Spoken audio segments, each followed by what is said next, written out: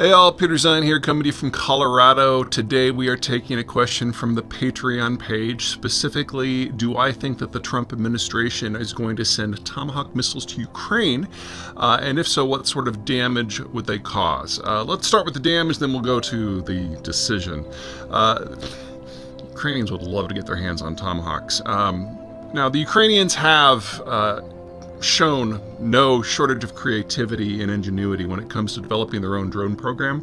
They now have drones that can regularly go several hundred miles, and they even have rocket drones that can go almost 1,000 miles, and have used these things to attack at pinpoint targets. But that's the problem, pinpoint targets. These sort of drones just can't carry big warheads, so they're good for targeting specific pieces of infrastructure, but they're not good for mass damage. So if you want to, say, target the distillation column on a refinery, great.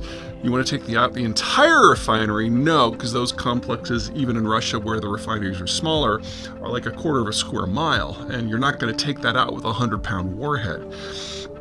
So they send fleets, but even then, you're not going to attack a really big building. It's just not going to do appreciable damage. The Tomahawks, however, are different. A Tomahawk carries a 1,000-pound warhead and can carry submunitions. So you put 2 or 3 of these into like a 4-acre building, and you can basically take out the whole thing.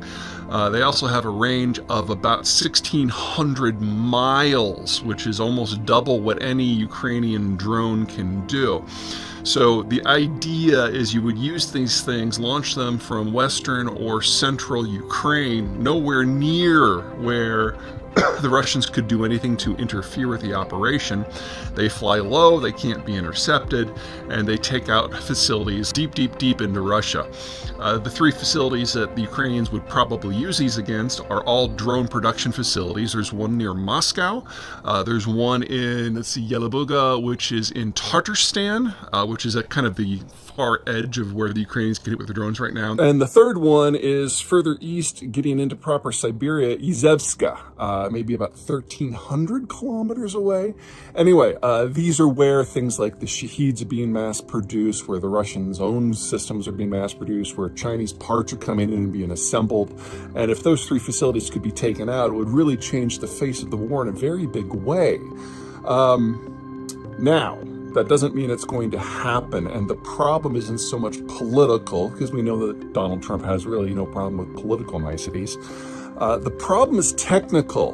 The Tomahawk was designed for the Navy. It's fired from submarines and destroyers, neither of which the Ukrainians have, and even if they did, can't exactly quickly retrofit something to take a 20-foot-long missile that was designed by a different country. So these things would have to be put on trucks. Now, the Americans are at the prototype stage of putting Tomahawks onto trucks. The idea was you hand them over to the Marines, and they take them out to islands in the Pacific theater, and if a war spins up with the Chinese, then you basically have these mobile launch platforms that can basically sink half the Chinese Navy before the Chinese Navy even knows that war has been declared. Great little program. Problem is, it's not ready. It's only at the prototype stage. So if the Trump administration was to do this, they would be sending the Ukrainians prototype weapons that haven't been through the full testing regimen in order to attack Moscow. Hopefully it is obvious that if that decision was made, that we are in a fundamentally new position, not just with this administration's risk tolerance, but with the war overall. So I would argue that this is not something that is going to happen. If it does happen, well, then we are in a fundamentally new chapter, and the Americans have decided to use the Russians as a testing ground. And that is a very different sort of political commitment. Now, the rhetoric out of the Trump administration has changed radically in the last 6 weeks. So I am expecting a significant change. I am expecting more blammy stuff from the Americans to go to the Ukrainians. But remember, this weapon system in the form that it could be used does not yet exist. So if we do get there, we're in a new world, and we're using Moscow for target practice.